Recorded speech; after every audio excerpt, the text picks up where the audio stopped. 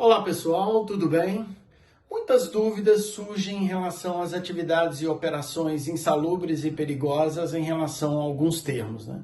Em especial em relação ao termo permanente, que em tese é um requisito obrigatório para reconhecimento de algumas atividades insalubres, perigosas e para aposentadoria especial, tá?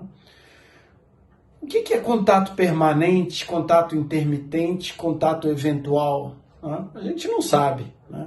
Em relação às atividades insalubres, a NR15, por exemplo, no anexo 14, para caracterização da atividade insalubre em grau máximo para exposição a agentes biológicos, exige-se o contato permanente com pacientes.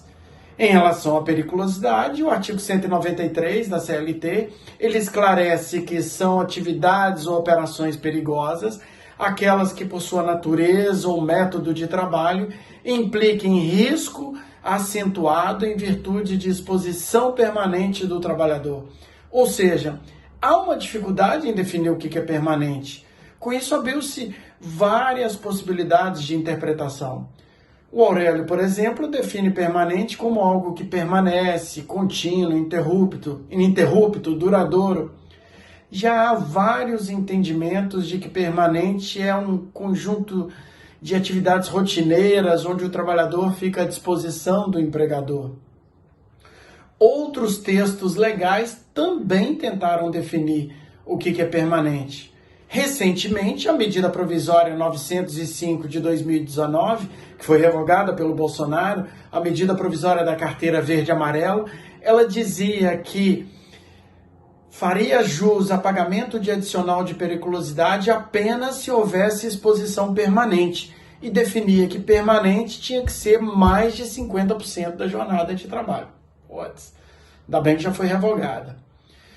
O INSS, para assegurar a questão do direito à aposentadoria especial, também definia lá no seu decreto 823 de 2013, ele fala que o exercício de forma, define trabalho permanente como é o exercício de forma não ocasional nem intermitente, na qual a exposição do trabalhador ao agente nocivo ela seja indissociável da produção do bem ou da prestação do serviço. É um conceito meio difícil também da gente entender, tem que fazer um exercício.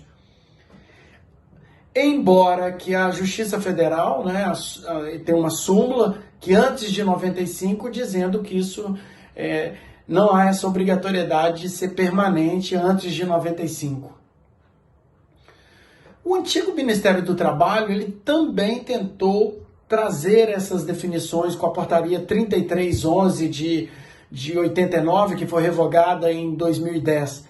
Ela dizia o seguinte, para distinguir esses termos: 5 minutos, por exemplo, você utilizando amônia de 5 a 6 vezes por dia, isso daria de 25 a 30 minutos, ele chamava isso de exposição eventual. Se você usasse essa mesma amônia durante 5 a 6 horas, ele chamava de intermitente. E se você utilizasse durante quase todo o dia ou o dia inteiro, sem interrupção, ele chamava isso de uma exposição contínua. Obviamente que essa portaria não fazia o menor sentido e ela foi revogada, né?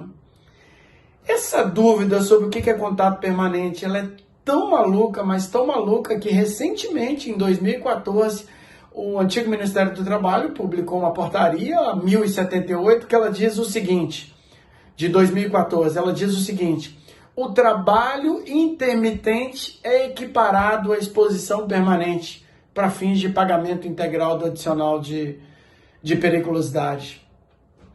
Com base nos milhares de laudos periciais com diferentes interpretações sobre esses temas, os tribunais têm tentado decidir. Eu vou destacar aqui pelo menos 3 súmulas do Tribunal Superior do Trabalho que tratam desse assunto. A súmula número 47, né, de 2003, ela fala que o trabalho executado em condições insalubres em caráter intermitente não afasta só por esta circunstância o direito à percepção do respectivo adicional. Tem também a súmula 361 de 2003, que trata da questão da periculosidade, que fala o seguinte: o trabalho exercido em condições perigosas, embora de forma intermitente, dá direito ao empregado de receber o adicional de periculosidade de forma integral. E por fim, nós temos a súmula 364, mais recente agora, de 2016, que ela fala o seguinte: tem direito ao adicional de periculosidade o empregado exposto permanentemente ou que de forma intermitente sujeita-se a condições de risco, indevido apenas quando o contato se dá de forma eventual, aquele fortuito ou acaso, ou, sendo habitual, dá-se por tempo extremamente reduzido. Olha, ninguém sabe o que é isso, embora você vai achar um monte de gente tentando explicar o que é esse tempo extremamente reduzido.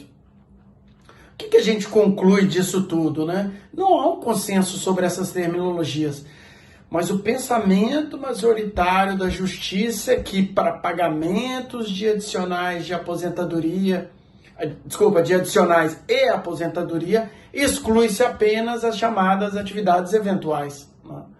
As atividades intermitentes e permanentes, o trabalhador, em tese, faria jus. Eu falo em tese porque cada caso é um caso que precisa ser discutido. Um abraço, até a próxima.